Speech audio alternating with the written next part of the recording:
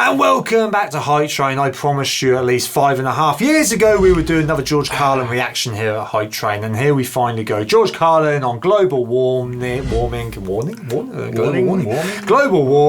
and we did watch George Carlin literally some months back now, and we said we was going to do some more because we've never watched him, have we, really? No, that was quite a good one, wasn't it? He's always controversial, and he speaks his mind. A lot of the best comedians are, though, don't they? They are. They do. Well, he did. I think he's long gone now. Isn't he? Yes, I do believe so. But this is going to keep him going. Yeah, this is going to be worth a look. If it's shrunk down, it's because it got blocked. That's the good old YouTube algorithm for you. So I apologise for that in advance. Yes. But other than that, I'm quite looking forward to seeing a bit more of this epic comedians. So let's go for it.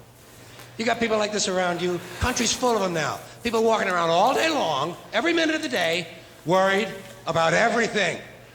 Worried about the air, worried about the water, worried about the soil. Worried about insecticides, pesticides, food additives, carcinogens. Worried about radon gas, worried about asbestos.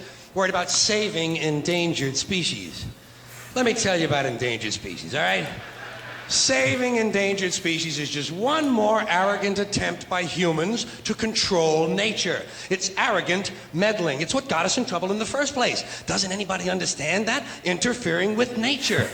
Over 90%, way over 90% of all the species that have ever lived on this planet, are gone. They're extinct. We didn't kill them all. They just disappeared.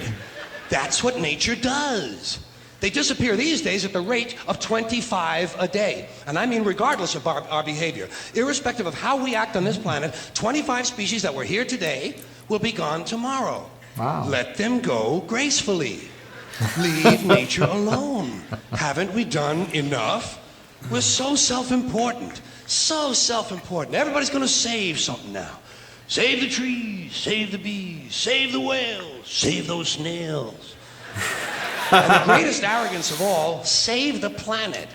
What? Are these fucking people kidding me? Save the planet? We don't even know how to take care of ourselves yet. We haven't learned how to care for one another. We're going to save the fucking planet?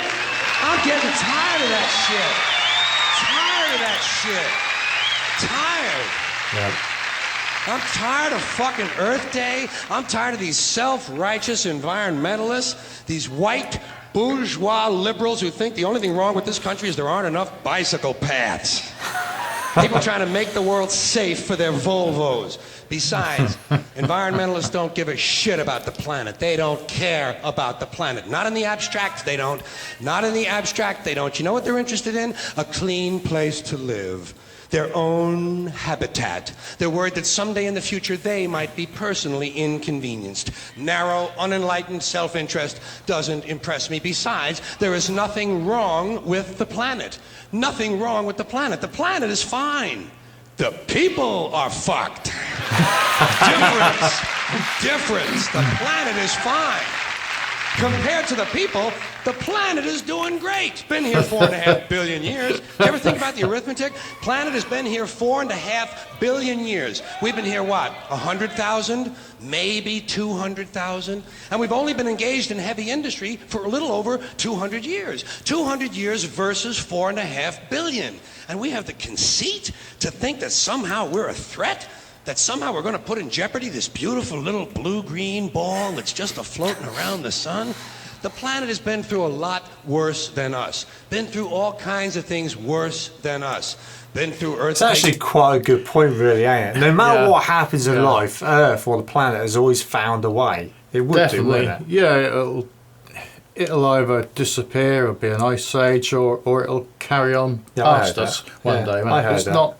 With the temperatures going up, eventually what. there'll be another ice age that could last years, if not decades, and then that will eventually peter itself back to kind of where it was, like tens of thousands of years ago. Well, that's it. I mean, even in our short time, we've seen countries that are sort of going underwater, aren't they? They're sinking, but then you get these great big volcanoes pushing other places up. Land back up, like Mount Everest. I see that the other week. Apparently, Mount Everest has now grown another so many feet. Is it? Wow. In the last so many since it was last measured. So I think, nature will look after itself. I think it always does. He's right. We need to look after ourselves, not Yes. Worry about everything else. Yeah, definitely. Volcanoes, plate tectonics, continental drift, solar flares, sunspots, There you magnetic go, storms, yeah. the magnetic reversal of the poles, hundreds of thousands of years of bombardment by comets and asteroids and meteors, worldwide floods, tidal waves, worldwide fires, erosion, cosmic rays, recurring ice ages, and we think some plastic bags and some aluminum cans are going to make a difference? The planet. The planet. The planet isn't going anywhere. We are. We're going away. Pack your shit, folks. We're going away. And we won't leave much of a trace either. Thank God No. for that. Maybe a little styrofoam. Maybe. Little styrofoam. Planet will be here and we'll be long gone. Just another failed mutation. Just another closed-end biological mistake. An evolutionary cul-de-sac. The planet will shake us off like a bad case of fleas. A surface nuisance. You want to know how the planet's doing? Ask those people at Pompeii who are frozen into position from volcanic ash how the planet's doing. Want to know if the planet's all right? Ask those people in Mexico City or Armenia or 100 other places buried under thousands of tons of earthquake rubble if they feel like a threat to the planet this week. How about those people in Kilauea, Hawaii, who build their homes right next to an active volcano and then wonder why they have lava in the living room? That is a good point. You see a Planet lot will of that. be here for a long, long, long time after we're gone, and it will heal itself, it will cleanse itself, because that's what it does. It's a self-correcting system. The air and the water will recover, the earth will be renewed, and if it's true that plastic is not degradable, well, the planet will simply incorporate plastic into a new paradigm, the earth plus plastic. The earth doesn't share our prejudice towards plastic. Plastic came out of the earth. The earth probably sees plastic as just another one of its children. Could be the only reason the earth allowed us to be spawned from it in the first place. It wanted plastic for itself. Didn't know how to make it. Needed us. Could be the answer to our age-old philosophical question, why are we here? Plastic. Assholes. So, the plastic is here, our job is done, we can be phased out now, and I think that's really started already, don't you? I mean, to be fair, the planet probably sees us as a mild threat, something to be dealt with, and I'm sure the planet will defend itself in the manner of a large organism, like a beehive or an ant colony can muster a defense. I'm sure the planet will think of something. What would you do if you were the planet trying to defend against this pesky, troublesome species? Let's see, what might... viruses. Viruses might be good. They seem vulnerable to viruses. And viruses are tricky, always mutating and forming new strains whenever a vaccine is developed. Perhaps this first virus could be one that compromises the immune system of these creatures. Perhaps a human immunodeficiency virus, making them vulnerable to all sorts of other diseases and infections that might come along. And maybe it could be spread sexually, making them a little reluctant to engage in the act of reproduction. Well, that's a poetic note. And it's a start. And I can dream, can't I? See, I don't worry about the little things. Bees, trees, whales, snails. I think we're part of a greater wisdom than we will ever understand. A higher order. Call it what you want. You know what I call it? The big electron. The big electron. Whoa. Whoa. Whoa. It doesn't punish. It doesn't reward. It doesn't judge at all. It just is. And so are we.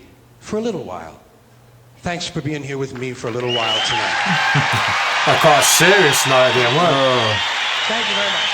That was a very deep one. Very deep. I think he's quite emotionally tied to that one, ain't he? In a way. Yeah. Don't always see that in comedians. He's got a good point. I mean, yeah. All the stuff that's bad was already here, basically anyway. So that's it. And like when you look at, I mean, we did a space one which showed the size of the planets and the galaxies, and we were like a grain of sand to some of the other planets, let alone the galaxy. I mean, probably the galaxy as a whole probably doesn't care about us, does it? Of It's course like, they don't. There's probably what are they, multiple it's- types of there Earths could- out there, ain't there? There So could be other it's Earths out bound to there. be. Thoroughly enjoyed it though, as always.